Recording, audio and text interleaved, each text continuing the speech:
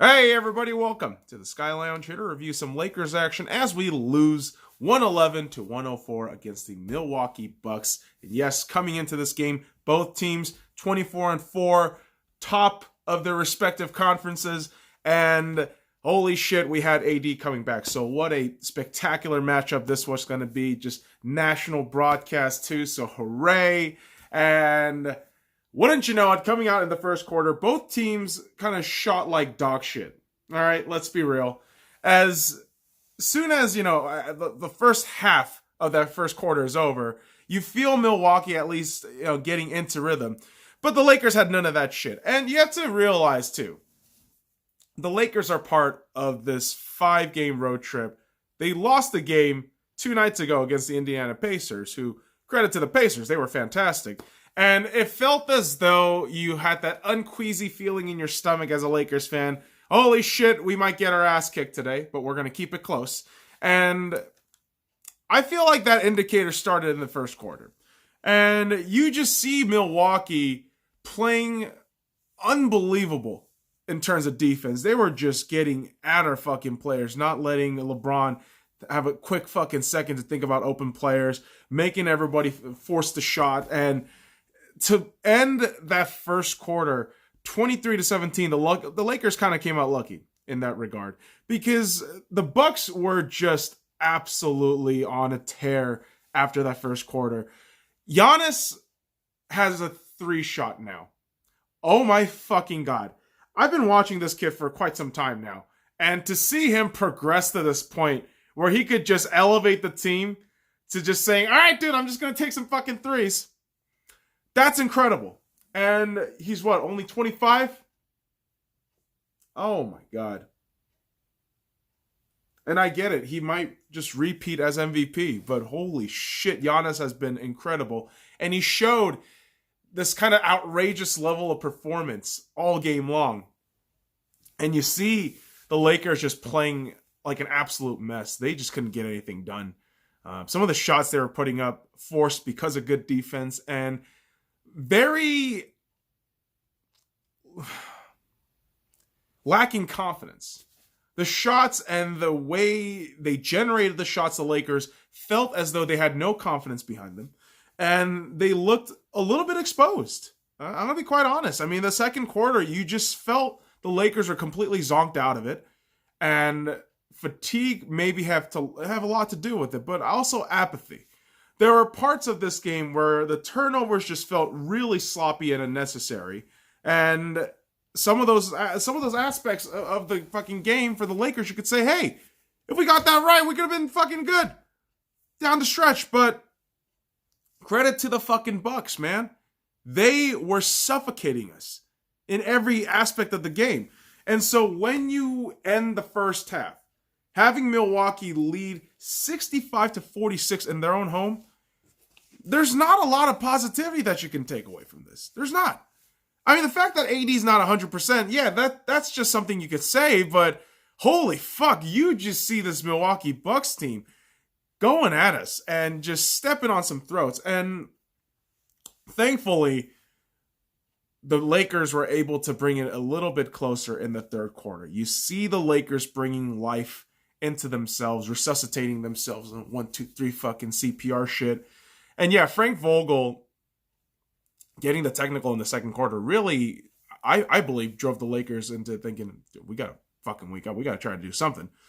And as close as they brought it in the end of the third quarter, 81-89, with Milwaukee still leading, Giannis was an absolute fucking monster. I couldn't fucking realize what I was watching, probably in that second quarter, but third, fourth quarter is when Giannis just absolutely came to life. Free throws are just going in, sinking to the bottom, no problem. He shoots up threes, it just goes in. It was incredible. And despite the fact that, both LeBron James and Giannis had 5 fouls, Giannis was just putting up a show. And granted, LeBron James had an awful shooting night, relatively speaking. So did AD.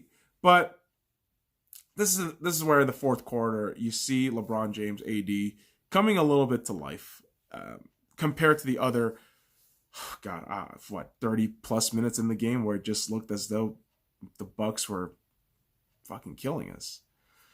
You see in the fucking final portions of this game, the Milwaukee Bucks kind of laid it easy, kind of laid off a little bit, but you can tell even with the minute left, the Lakers down 101 to 109. If there is a possibility, the Lakers have to take it, but LeBron James spills the ball with the turnover. And despite Danny Green making a three, missing a three, after the Bucks make a couple of free throws, it was as good as over. You felt as though it was as good as over, but you never felt it in the defeatist sense as a Lakers fan. For me personally, I felt as though this game was a nice wake-up call.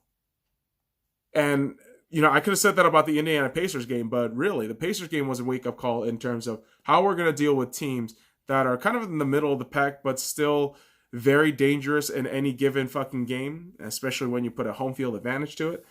Home court advantage, sorry. But this is also a test to see how we will stack up against the best in the league. You have to realize this. After this game, the Milwaukee Bucks are now 25-4. The Lakers are 24-5, making the Milwaukee Bucks the best in the NBA right now. And it is led by this monster of a kid. He's not a kid. He's a fucking man now. Giannis Antetokounmpo. 34 points, 11 rebounds, 7 assists, 1 steal, 1 block. He shot 5 out of 8 in terms of three-pointers. That's a 62.5%. I didn't realize how fucking brilliant he was from the three. This is some terrifying shit. If you're an NBA fan and you're not a Bucks fan at all, my God, this should terrify you. The fact that the fucking Greek freak himself has a three, has a delicious drip level three, it's incredible. It's absolutely incredible.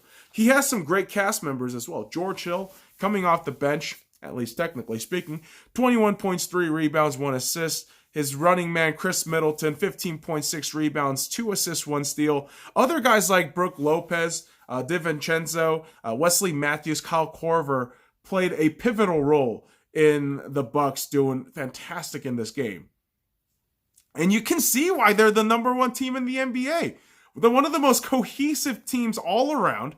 And you got your reigning MVP, who is 25 years old, potentially looking to get better than last season. And yeah, it's a fucking terrifying prospect for any teams going against this guy, especially in a 7-game series. And here's the thing, Lakers fans.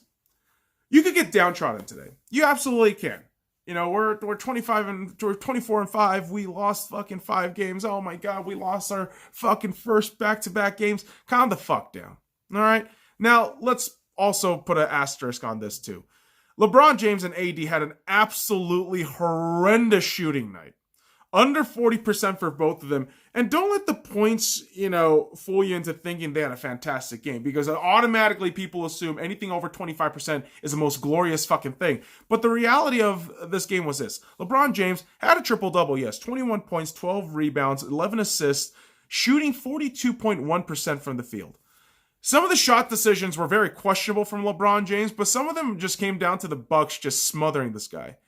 They had a setup so quick from the transition, the Bucks, that LeBron couldn't have a fucking second to think about making the pass off or getting an open look for a guy like Danny Green, who was absolutely hot tonight. But it just wasn't a great night for him. Doubly so for Anthony Davis, despite the 36 points, 10 rebounds, 5 assists, 1 steal, and 4 blocks. Yes, an incredible fucking stat line. We're used to Anthony Davis doing this wonderful things, but 44.1% from shooting. Again, missing buckets where you think AD should have those buckets, but they were completely outmatched by that Bucks defense early on. And I think the Bucks defense really punched the Lakers in the mouth, and we couldn't really do anything. Except Danny Green, who was the most consistent player throughout this entire game. 21 points, 4 rebounds, 1 block, 7 out of 12 three-pointers made. 58.3%. A high volume of shots, and he made a good chunk of them. So kudos to Danny Green. That's all the fucking points that came from him. Threes.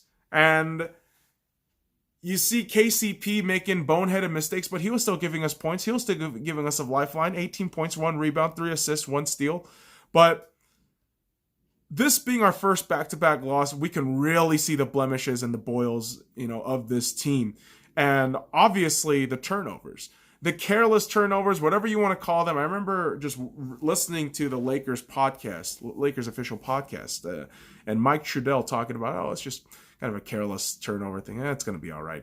Well, down the line in the Pacers and the Bucks game, the turnovers really killed us. And when facing solid defenses, our offense tends to slow down and just kind of panic at the worst moments. So we got to figure something out in those regards. Now, this is a huge asterisk I also put in too. Milwaukee is awesome. They have been the number 1 team of the NBA for about a whole month now, ahead of the Lakers, just relatively speaking on the games they've played. And I gotta say, man, I'm not really feeling bummed out about this loss. At best, I'm feeling motivated. I'm feeling motivated from the Lakers and thinking, this was our worst game?